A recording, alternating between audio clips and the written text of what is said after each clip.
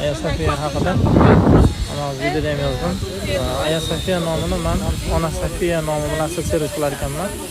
Aslida bu mutlaqo emas ekan. Bu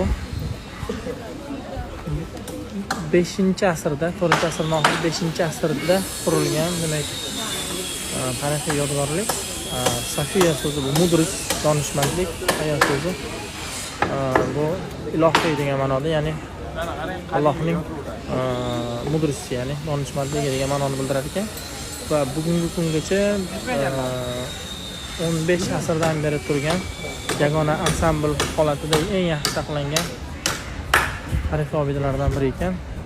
Aslida Turkiyaga keladigan asosiy turistlar ko'pchiligi mana shu Aya Sofiyani ko'rish uchun kelar ekan. Sababi eng uzoq, eng yaxshi holatda saqlangan tarixiy obida sifatida.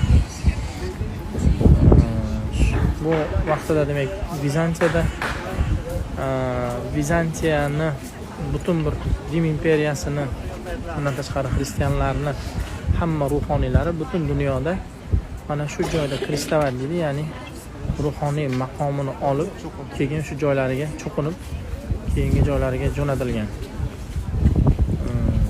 Bu vaqtga muzey, sabor, masjid va yana bugungi kunda muzey maqomida faoliyat yuritmoqda ekan. Kuzatib oling, qo'yib borishga harakat qilamiz.